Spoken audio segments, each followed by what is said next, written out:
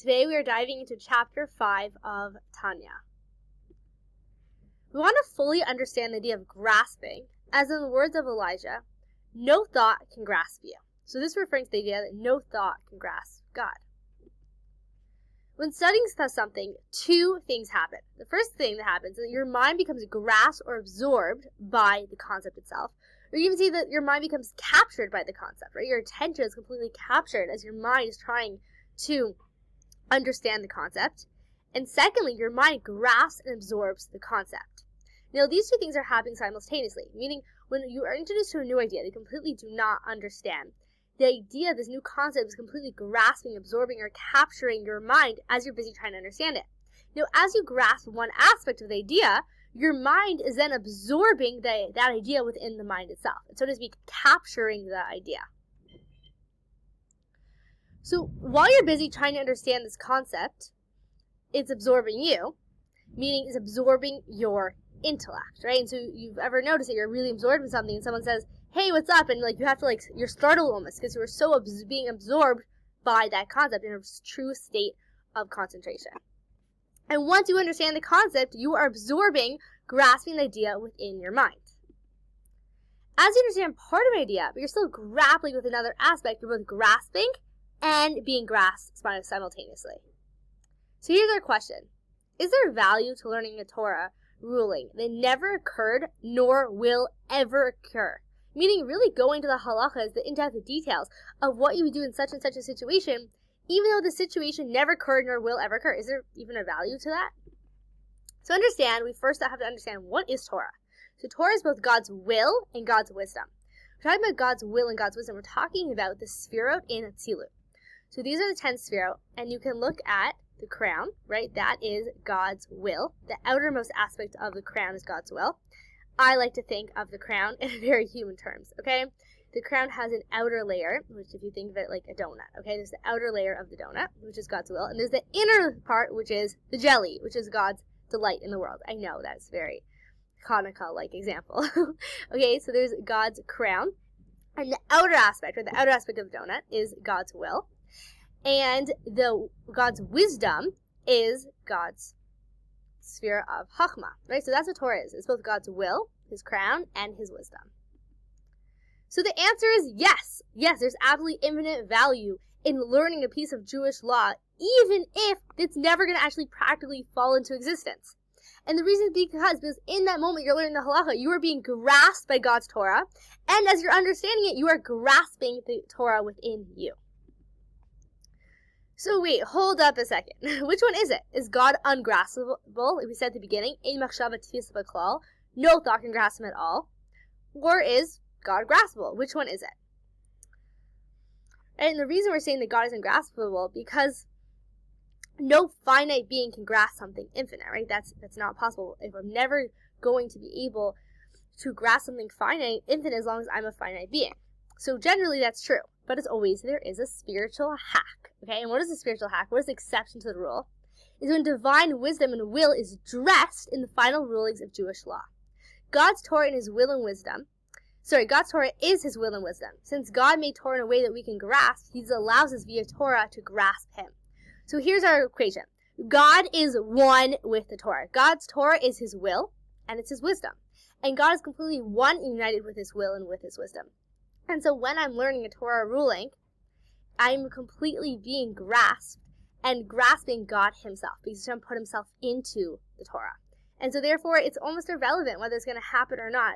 Either way, the value is inherently in the moment of learning it, which is that experience of grasping God's essence and being grasped by God's essence.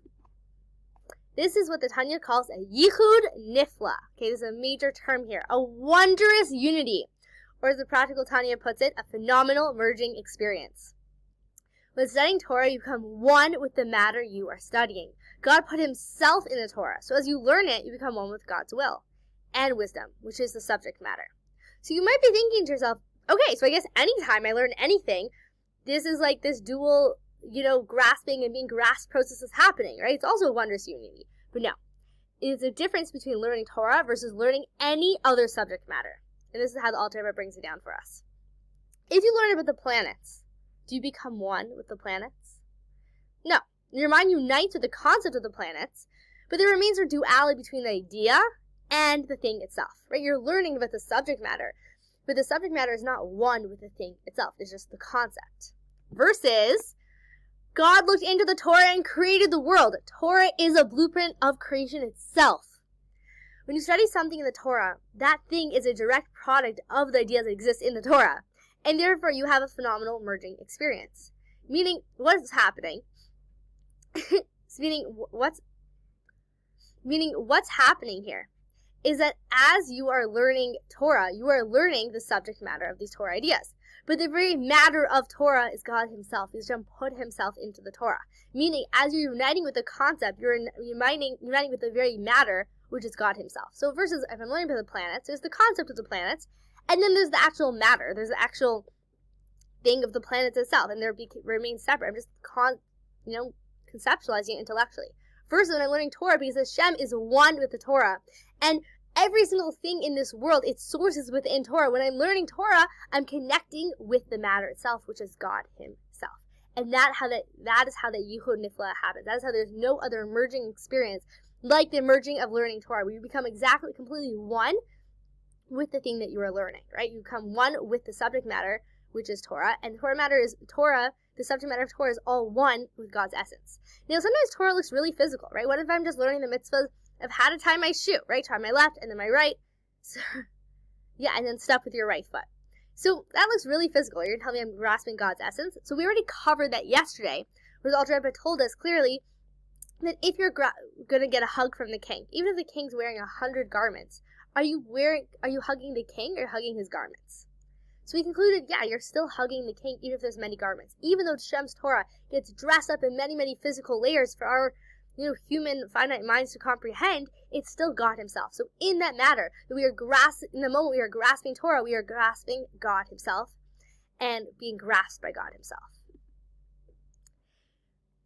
So now we're looking at together one-way absorption versus two-way absorption. Okay? So we're contrasting mitzvahs and Torah study. Now this is a constant theme throughout the Tanya. The Alter Rebbe is bringing the different advantages of mitzvah versus Torah study. And every time the Alter Rebbe does this, I always learn something different about the advantage of mitzvahs versus Torah study. And I don't think it's so much about actually comparing them. It's just through the comparison, it really brings out that and highlights the benefit and the unique beauty of each. So with mitzvahs, you are being absorbed in godly light. Versus in Torah study, you are absorbed in godly light, and your egoic mind absorbs godly light. It's a two-way absorption. What happens to your ego when you do a mitzvah? When you do a mitzvah, you surrender your will to God's will. The experience of emptying your ego, at least for that moment, allows his infinite light to flood into the empty space. You vacate it. Your being is drowned in God. Meaning what's happening is basically I'm getting my little self out of the way so I can be a pure empty vessel for godliness. Godliness is filling me in that moment. Right? In that moment that I'm busy saying a bracha, I'm not filled with my own will of what I want to be doing, which is just jumping and eating that piece of chocolate. No, I'm allowing godliness to flood me by being that vessel to say that blessing in that moment. But it is a one-way process. Your ego had to remove itself to let him in, which means that there's something lacking in terms of merging of yourself with God. In a sense, you do not really become one with God. You simply got out of the way so he could occupy your space, right? Really, I'm getting my little self out of the way so I can let God to flow through me in that moment, which is beautiful. But it's not the same level of studying Torah. What happens to your ego when you study Torah? With Torah study, you not only vacate the ego, allowing the light of God in, as in the case of every mitzvah, but you also fill the ego with divine wisdom. Meaning my intellect cannot check out for me to learn Torah. It needs to be completely involved. And therefore, so on the one hand, we have the idea of God grasping me, right? The concept is grasping me. And that's very much like a mitzvah, right? Is that I'm being absorbed in godly light. But with Torah study, we said it's a two-way absorption. Also, now I'm absorbing the Torah within me. And how does that happen?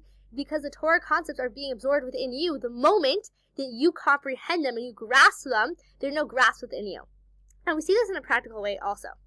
When you're studying Torah, you can remember that piece of Torah long after you learned it, right? Because it becomes absorbed within you. Your mind, your ego, actually has access to that and became filled with godly light in that moment and was grasping godly light in that moment. Versus with a mitzvah, of course, there's beautiful memories, but I can't access that light of that mitzvah. I can access the light of the mitzvah in the moment I'm doing it.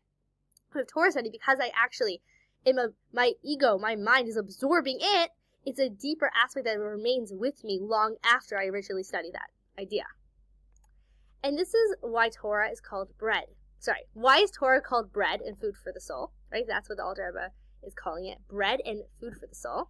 Because just as physical bread nourishes your body only when it's absorbed inside you, and only keeps you alive after it's been transformed into blood and flesh of your flesh, right? It's only really nourishes me, although it's nice to feel immediately full, but it really only starts nurturing us once it's been broken down and actually becomes, part of our bloodstream, part of the very makeup of our flesh. That's when the nourishment starts. So when you focus your mind and absorb Torah, it becomes one with you, and then it nourishes you. And so this is really a beautiful idea of how I want to learn Torah. I want to learn Torah in a way that nourishes me. If I'm just like, I'm learning one idea and going on to the next, I'm not really having this full nourishing process. The full nourishing process is I really go deeply into each idea and grasp it fully. And once I grasp it fully, it becomes absorbed within me. And then the absorption process can happen where it actually becomes part of my bloodstream. Or this is a piece of Torah that in a hard moment, I can pull out at any moment. I learned this beautiful idea in a talk of the Rebbe. I learned it like 2 years ago, that before doing anything physical in the morning, to pray, to set my mind in a state of prayer. And it was a beautiful idea. In the same class, I learned 20 other ideas. But that one idea really spoke to me, and I took a moment to actually absorb it. And it became part of me. And every day, if I go to start doing something physical, start baking, cooking, writing that email that's on my mind, before I actually pray, that part of me comes up. It's like, hey, no, like, you know something greater. You know a deeper truth. And that always reminds me. And so we want to learn Torah in a way that it actually nourishes us, that it can come up in our life and really benefit and guide us and help us. And the way of that is that we really absorb it, really go into it, and then it becomes flesh of our flesh. It becomes part of ourselves. It can nourish us. Okay, here's my joke for you. I will have 2 slices of the soul bread, please. So just to keep in mind that we're calling Torah soul food. So how is it that Torah is able to nourish our soul? What gives it that quality? God is the giver of life. When we absorb his wisdom, it gives us life. And this is the meaning of something we say in Psalm 40, your Torah is my innards. Meaning we're absorbing Torah. And what is Torah? We're saying it's God's essence. Hashem put himself into the Torah. And what is Hashem is the giver of all life. So when I'm absorbing Torah into my system, I am absorbing the Makar Chaim, the source of life, into my system. So of course it's going to give us renewed energy and renewed strength and renewed spiritual vitality, because that's just the nature of what we're doing. So in the next world, there's an intense revelation. This is too much for the soul to handle, right? It's a really, really intense divine light. Therefore, what does the soul need? It needs tools to be able to experience this divine radiation.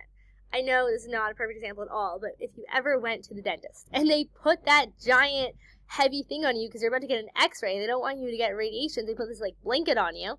What is the idea? You're about to experience a very intense quality of light. And so therefore they need you to be protected. And the same thing is happening in the next world. If we're just going to be exposed to divine light, we're not going to remain in our existence as a soul. We're just going to become part of the Ein Sof, part of God's infinity. We can't remain any form of separate identity. So in order to actually be able to enjoy the world to come, we need a toolkit.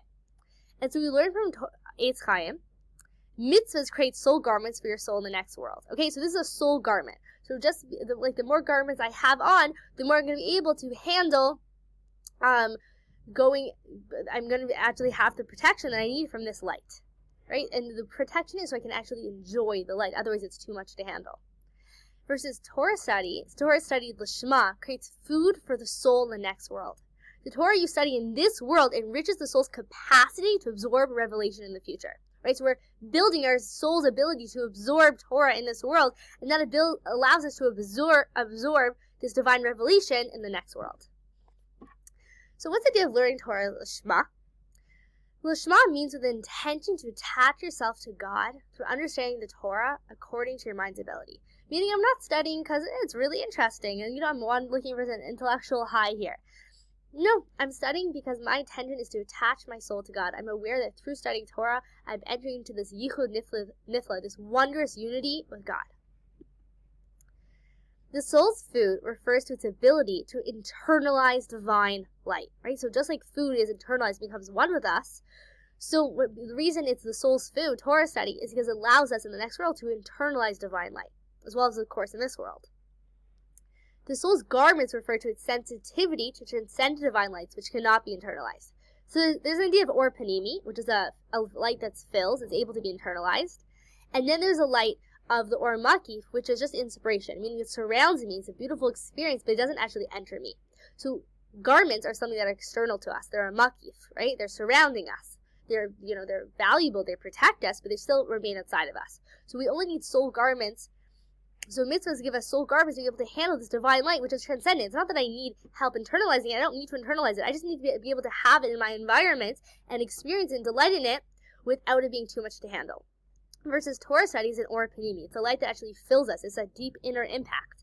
And in order for me to be able to handle that, we need to actually have the soul food, something that's actually inside of us. We know how to absorb divine light. This is why our sages said, Torah studies equal to all the other mitzvahs combined. That's right. For mitzvahs are garments alone, while Torah is food, and also a garment for the intellectual soul. So we're seeing here that Torah has the advantage of both, right? It has the advantage of being also a garment, just like mitzvahs are that. And also, if you think about what mitzvahs are, they're very physical actions. They're creating something physical, creating that soul garment, something that's going to surround us, versus Torah is intellectual, something deep happening within our own very being, and that's the idea of food, something being internalized. But also, Torah also has the advantage of being a garment for the intellectual soul, nefesh sechli. So how is Torah a garment for the intellectual soul? What exactly is that idea? Torah serves as a garment because one who clothes himself within it by his soul's concentration on it and study of it. Meaning I'm clothing my mind within these ideas of Torah, and therefore I'm creating a garment for my nefesh sechlis, for my intellectual soul. So why is it so important to say words of Torah out loud? There's a huge emphasis that we should not just learn Torah in our mind, but whenever we're learning Torah, we should actually verbalize it. It doesn't need to be yelled from the rooftops, although that's fun too. But it can just be said loud enough like a whisper for yourself to hear. And that's because the breath of speech becomes a kind of encompassing light. We spoke about an or makif. As written in Priyat's Chaim, when studying orally, it creates a garment for our soul makif. So like we said, Torah allows us to internalize light. We also need the ability to have the surrounding light. There's two different lights. There's an or panimi, a light that is filled within us, and a light that surrounds us. And so for the Torah to act as a garment that's going to surround us, we need, through this action of speech. Speech is like an action because you are physically doing something, right? You're moving your lips. And so that is what allows us to have this encompassing light that surrounds us and acts as a soul garment for us in the next world. Thank you for taking the time to learn today's Tanya with me.